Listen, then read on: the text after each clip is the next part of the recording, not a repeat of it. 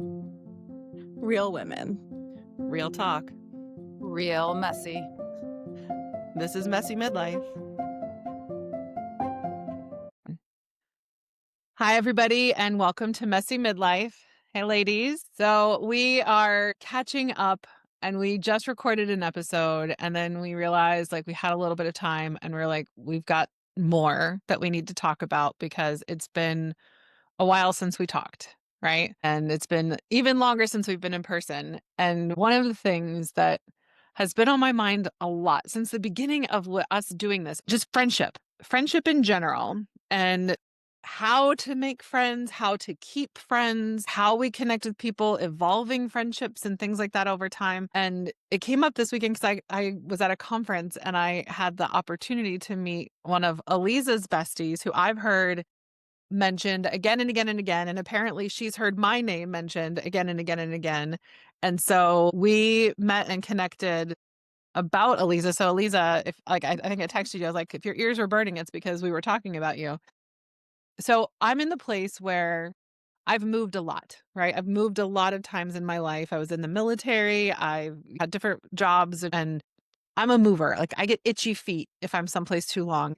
It's weird to me that I'm settled in San Diego now and that we've decided that we're going to be here for a while because it makes sense on paper for my daughter, for my family. Everything makes the most sense to stay here, but I have itchy feet. I want to be somewhere else. I want big trees and mountains is what I want. So it took me a while to make friends here, longer than usual. I'm leaning into making friends here now and I'm like, how do we do this? How do we do this in the messy midlife? I think Well, that's a really important asterisk to friendship at this stage of life. yeah, there's so many things about it, right? Especially since we all work for ourselves. We don't have a workplace that we could go and make friends to connect through work. We're not in school anymore. So we don't have a place that we could go that we have an opportunity to meet and connect with people on a regular basis. We do have the opportunity to meet people through kids stuff, but that doesn't always go the same way. And then you're just connecting about kids, although I've made some effort and I do think I've made some friends that I will be friends with regardless of how our daughters feel about each other. Hopefully they continue to like each other. But then there's the access and the opportunity. And then it's the consistency of regular connection that is needed and where you fit that in and what you're connecting about. Once upon a time, you just go and grab drinks with a friend. What if you're not drinking anymore? Because, oh, by the way, perimenopause and menopause changes the way our bodies respond to alcohol. And it's not fun anymore. And it's not good for us. And we're having to make all these smart choices. So if we're not going to go connect over a glass of wine or what, what do we do? And I've thought about this with you a lot, Eliza, because somehow you manage to take connections with people and turn them into friendships in a way that I don't know how you do it. So I would love to hear from you. I mean, because you'll become friends with your physical therapist, your doctor, the dog physical therapist person, and anybody that you go to, you end up, if you're I like you, I want to be friends with you, somehow you make it happen. Do you just say I like you when I want to be friends with you? It's interesting. A lot of times I don't feel like I really initiate it. I guess so there are some instances like one of my doctors where she was like, let's go to lunch. And I was like, awesome. You're rad. Let's do that. It kind of just happened naturally. I think with a lot of it, it's just I don't know. I feel like I'm really lucky with the right people being placed into my life. I think you're a yes person when it comes to friendships, and that is Yeah. a big aspect of it. I think it's so hard, right? It's like you were saying, it's medical school. You're surrounded by all of these people that you're spending all day, every day with, right? And so these friendships form and you kind of have no choice but to be together. Definitely been a choice to continue those friendships, right? Mhm. But you're just exposed to so many people and you get to see who you like and who you don't. I think that I've been really lucky in that things in the things I love in life, right? Like when I was working in a winery, when I was running a cooking school, when I was doing my senior dog rescue.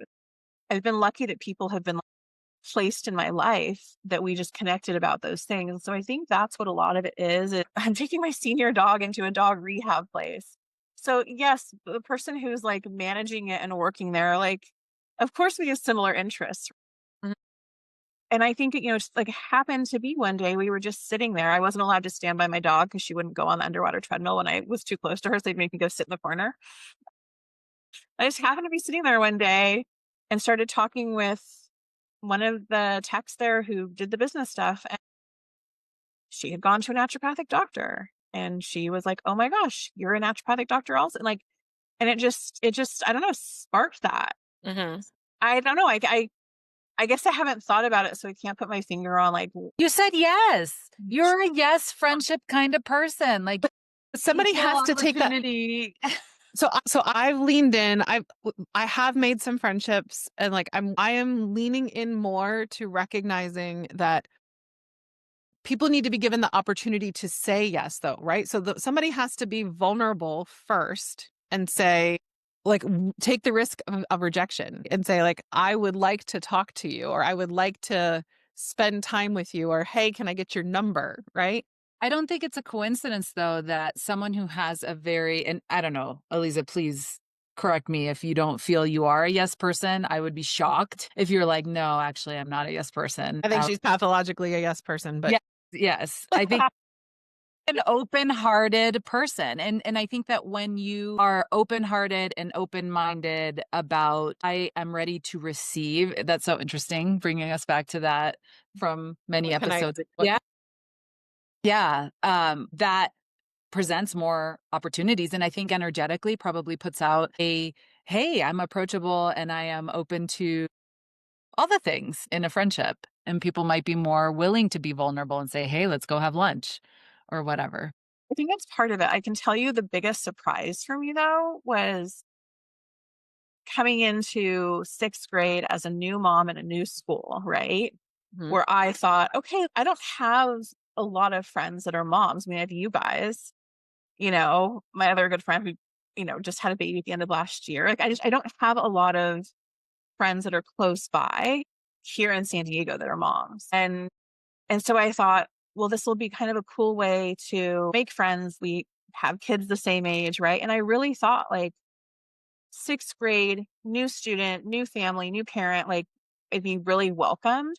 And I was shocked that that wasn't the case. Like I felt like I was actually like putting my energy out there in a way and it just was not received, not welcome. There was no like if it had been another mom that I had met, I would have been like, "Oh my gosh, you're new. Here's my number. Give me a call. Let's get together." Like Yeah. not not an ounce of it. And this is where I think it gets tough. Like in our last episode, we talked about how overwhelmed we are and how like maxed out we are for so many things that like part of me says, who doesn't need more friends? Who doesn't need more friends and more opportunities to connect with people? And at the same time, like it takes work to connect and to like get like an actual true friendship built, and it requires like consistency and showing up again and again. So maybe people are like at the point where like, nope, I have what I need and I don't have room for more because like I don't know what you're bringing with you and I don't know what this is going to require of me. So maybe some people are just in a protective like, nope, I'm good. And truthfully, like there's also like just different needs that people have for like volume of friends and frequency of friendship interactions and types of friends and everything. I feel like we've got like lots of people are lonely. Lots of people are missing things and like we can at least take the opportunity. So I'm trying to do more of a, if it's a mom that I'm laughing with while we're waiting for martial arts class to be done, I'm going to get, if I see you more than once and we have a fun exchange, I'm going to ask for your number and we'll see what happens, or like, I mean, that's kind of like, I mean, those are my only opportunities right now. And I would love to have some friendships that are beyond just like connections through a place that we show up with our kids. But at the same time, like, is it as easy to connect just with like what you're dealing with people who don't also have kids? Like, Aliza, that's actually a really interesting question for you. Have your friendships, because it just like showed up and your friendships didn't have to evolve with the fact that your daughter was going to show up in your life. How have your friendships been impacted by motherhood? Not a ton of obviously talking to my friends that are moms, and a lot of my friends had an older one. I have a really good friend whose like first daughter just went to college, the other one's finishing up. high school. And so it's been interesting talking to her just to get her perspective on things. Very different from like you, Jen, or right, like people that have like younger kids where I'm like, oh my God, I'm like insta mom to between, Mhm. right?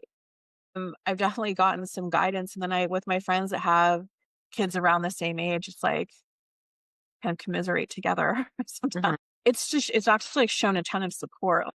Yeah. That's very incredible to see like all my friends who have always known me as somebody who didn't have a desire to have kids of my own, didn't want to get pregnant, right? Really like support and embrace this like huge change, which we all do for each other in all different parts of life when there's something different that happens. Well, as I think about the friends that I know that of yours that you have, many of us have actually evolved. Like we started out as friends who didn't have kids and we've evolved and like it's almost like you just finally caught up and like you joined the ranks. Kids. I know. It's interesting though, because so much of what I was very strong in my identity was the fact that I didn't want to have kids, Mm. and I like really, really believe that like it's not something that should societally be like forced on people. And I feel like very strongly about that. And there are times where I think about it now, like, wait, what? Like, how did this happen? Right. And I know that it happened in the way that it was supposed to, but I think like I still very strongly connect with women who choose to not have children too. Mhm. So I don't know. It's interesting. What about you, Karen? Because you made the leap many years ago to move from a place that you had like really strong, stable connections and like professional connections, and you moved to a new state and had to like do all of that. Like, what about how do you make friends? I mean, you nailed it when you said it takes a lot of time and consistency. And, as a sensitive person a high sensation seeking sensitive person, right? So, like, I am all about all of the right relationships, all the friendships, and deep connection with those friendships. It was excruciating for me because I was having to muddle through this getting to know you and the superficial, which is that's just the way it is, right? That's how you get to deeper relationships. Well, it's so hard to get through. I'm like, can we just skip that and like actually Yeah. talk about what's going on in our lives? Yeah, it's painful. I'm now, I've been here almost 10 years and um I have good, strong, very satisfying relationships and I'm finding myself having a really hard time finding time and energy Mhm, to connect with all of my friendships right now. mhm, I was just mentioning during our break that it hurts my heart, right? Like I see all of these messages coming in from my different groups of friends, and I am so bombarded with life that mhm, I cannot respond in the way that is true to me and how I want to show up in a mhm. relationship. And it's really painful. At least we have our scheduled time together, and that helps me feel better, but it's not great. I don't feel good about it.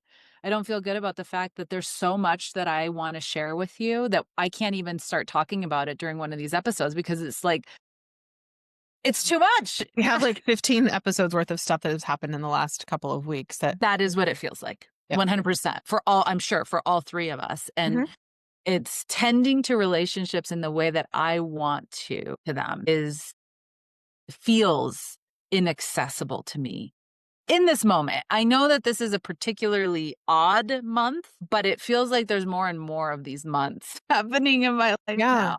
You brought up like the groups, the number of groups that you have, and I know I can say for sure, I'm just gonna put you both on blast that like our group chat has been quieter, Break it. but you guys both will talk to me in separate chats. So like there's something that comes up that's like different about the dynamics of things in a group, and I'm willing to bet you guys have talked separately too, and like potentially even about the same things that we're talking to each other about. Yes, if I get an individual message, I Mhm. am for sure going to respond to that. Yeah. Right. But if there is if I have our little icon with like 100, the little 100 number, not that we've ever had that many before I've responded, but like, a very large number of unread messages, I just can't. Like, Yeah. how am I It's going to just too wrap much. my brain around that? And it's such a sad feeling because I want to read every single message.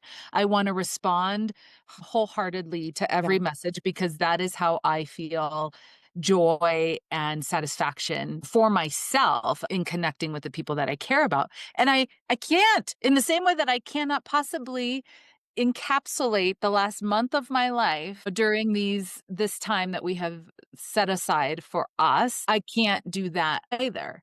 Right. And it's sad. Well, and there's like Sad. multiple things that come up for me when thinking about like the groups, right? Like I love when I have a group that I can get together with and I know that like there's multiple people and we can connect all at once and just like the the way that group dynamics work can be so life-giving in a way that is maybe not as closely connected as like the one-on-one conversations, but can often be more vibrant and like more fun. There's like a different energy with group stuff. But when Mhm. the groups go sour, it's a big thing. I had a group situation, group friendship that like all of a sudden imploded at one point and it was I mean it was building and building and building and then all of a sudden so it was like those things in retrospect you could see it but then like it just sort of imploded and the way things shifted and changed. So that was one thing I was thinking about is like the pros and cons of like the group situation and like how to encourage group friendships without it potentially harming individual friendships at the same time. Like if you like introducing people that would really get along.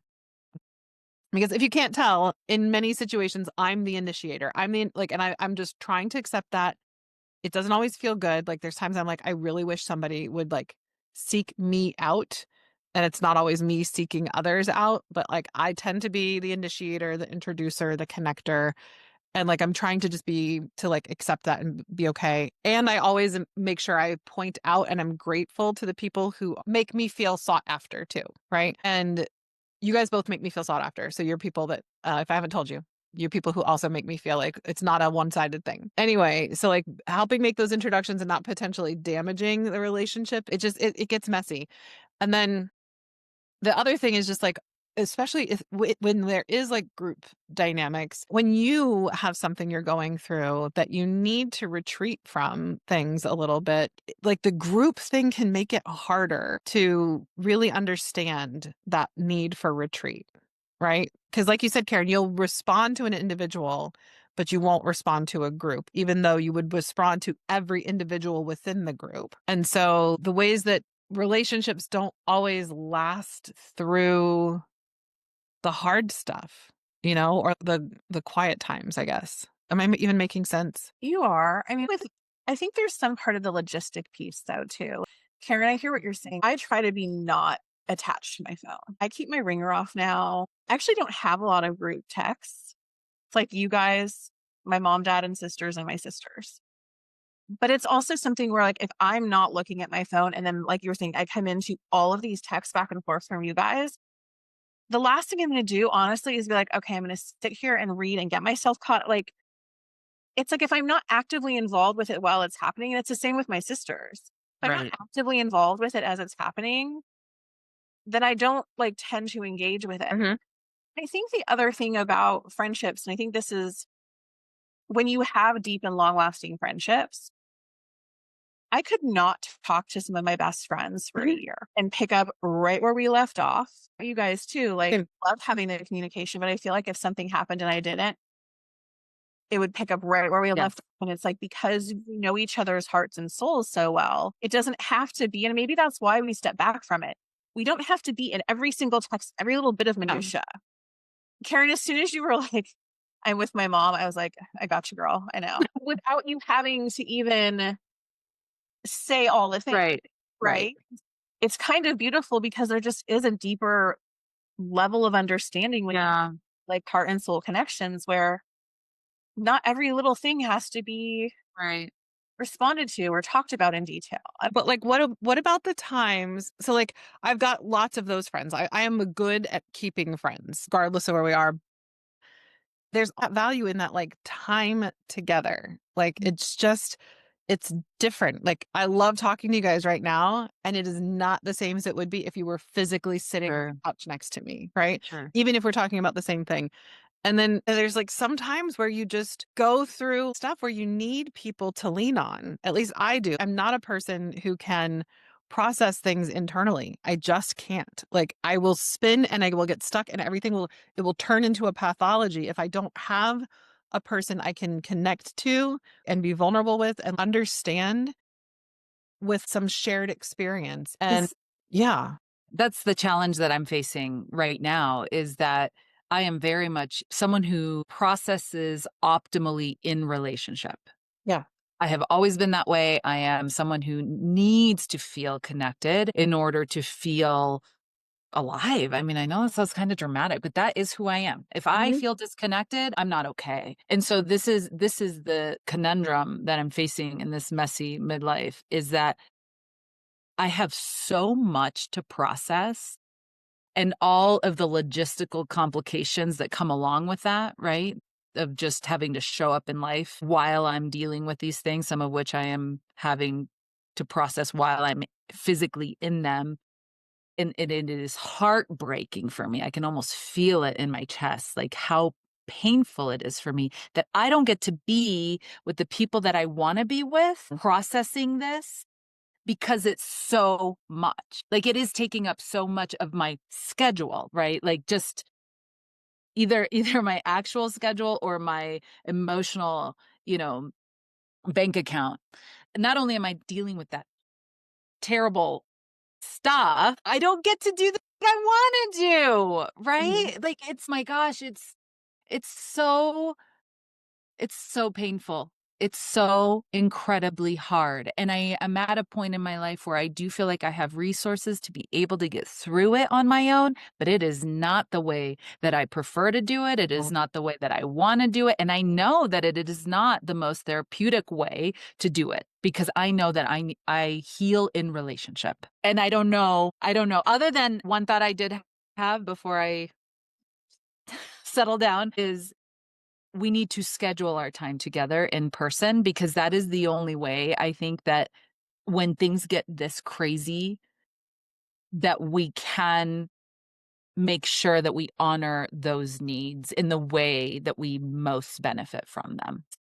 We've said it. And by the next time we have our next podcast, we will have it in the books. Okay. That's all I'm going to say about Okay, I also want to say one thing though too.